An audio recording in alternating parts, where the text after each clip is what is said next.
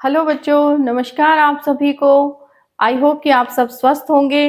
ठीक है, तो देखिए हमने पिछली क्लास में हर्षवर्धन काल से लेकर यानी हर्षवर्धन का पहले पढ़ा दिया था, चौहान वंश यानी प्राचीन काल हरियाणा जीके का समाप्त हो गया है। आज मैंने ये जो एक टॉपिक लेकर आई हूँ आपके लिए बहुत जरूरी भी है। कई बच्चे इसमें कंफ्यूज भी हो जाते हैं। ठीक है, तो मैं कोशिश कर रही हूँ कि आपके वो अच्छे से समझ में आ जाए।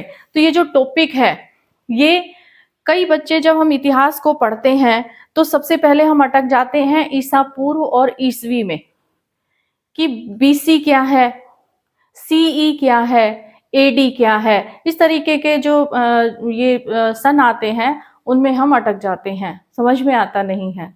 ठीक है, तो उसी एक असमंजस की जो वो स्थिति होती है कि हम क्या करें, उसी को दूर करने की मैं आज कोशिश कर रही हूँ। ठीक है बेटा, तो जैसे मान लीजिए कि हम अपने बड़ों से जब हम कोई कहानी सुन रहे होते हैं या कोई भी आप किताब पढ़ के देख लीजिए, पुरानी किताबों में लिखा होता है कि बहुत समय पहले।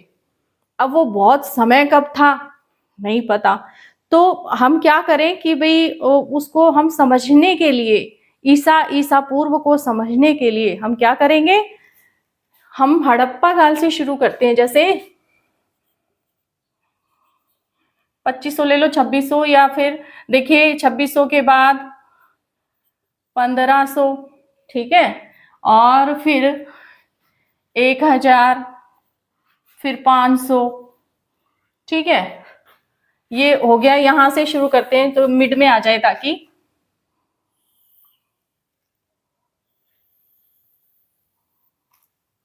ये हमने यहां किया 2600। कौन सा काल था? हड़प्पा काल का। ठीक है, फिर वैदिक काल आ गया 1500 से। ठीक है,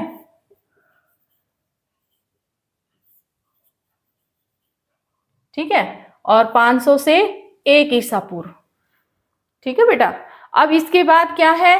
1 ईसवी। ये तो ईसा पूर्व हो गया ना। ठीक है, अब 1 ईसवी यहां से आ गया। अब ये सब है क्या, ये हमें ऐसे बिल्कुल भी समझ में नहीं आएगा कि ये ऐसे, ये मैंने क्यों लिख दिया। ठीक है, तो हुआ क्या कि जिस प्रकार से हम, हिंदी है, भाषा है एक, उसको हम कहें कि भाई हमने मौखिक तो हम बोल ही रहे हैं, लिखित की क्या जरूरत पड़ गई। ठीक है, तो लिखित की जरूरत इसलिए पड़ गई कि हम अपने इतिहास को, या जब हम जो हम बोल रहे हैं उसको, हम अपने विचारों को अपने आने वाली पीढ़ी तक कैसे पहुंचाए। उसी तरह से हिस्ट्री में भी, कि भाई जो पीछे गया वो गया, हम कहाँ से एग्जैक्ट शुरू करके उसको, समय को, और आगे किस तरह से इसको लेकर जाएं, इन सभी बातों पर जब चर्चा होने लगी तो उस समय के जो पोप थे उन्होंने एक कॉमन पॉइंट बनाया।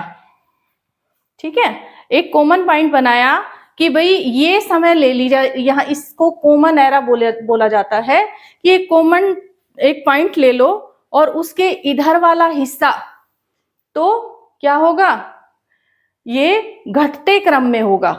ठीक है, और जो इधर वाला हिस्सा है वो बढ़ते क्रम में होगा। तो यहाँ का जो हिस्सा है, जैसे हड़प्पा काल है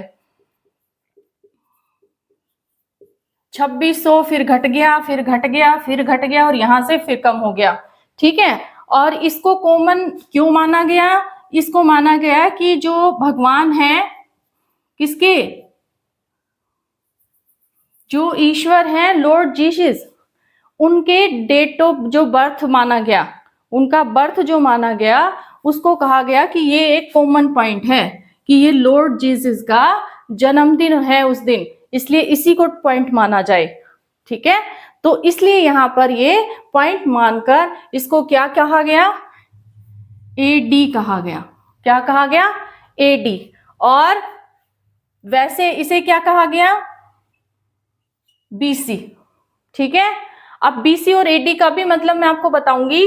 तो यहाँ पे जो ये बीसी है, इसको बिफोर क्राइस्ट बोला गया, और इसको बोला गया एनो डोमेन। ठीक है, कि भाई ये तो क्राइस्ट के यानी जीसस के जन्म से पहले का समय है, और ये जो समय है ये आफ्टर यानी कि जीसस के जन्म के बाद का समय। कॉमन किसको माना गया? जीसस को माना गया। ठीक है बेटा, ये आप ध्यान रखें। तो देखो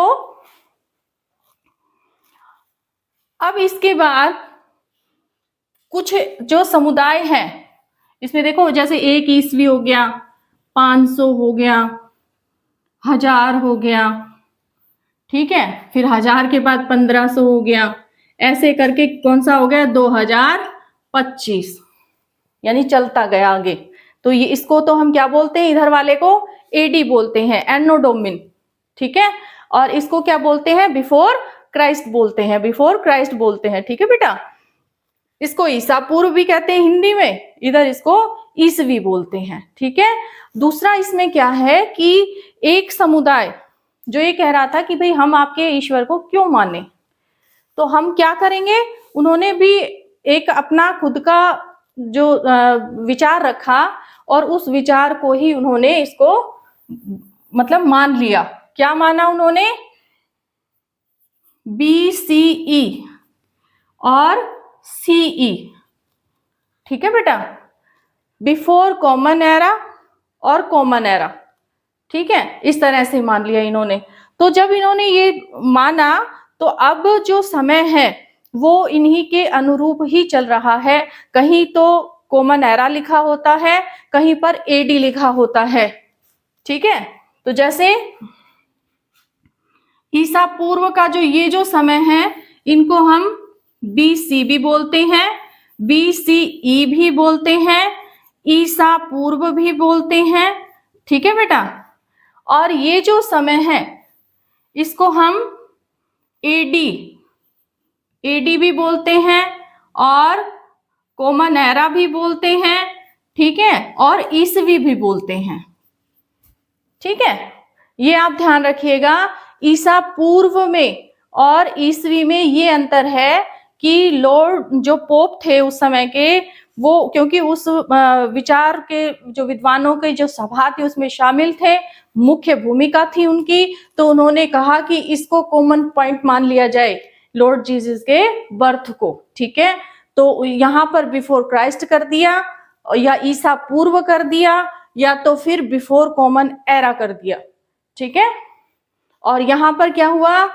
एनो डोमिन, यानी ईश्वर के जन्म का दिन। ठीक है, और ये कॉमन एरा हो गया और ईसवी हो गया। ठीक है बेटा, तो ये कहानी है इसके पीछे। इसके अलावा देखो एक बात और बता दूं मैं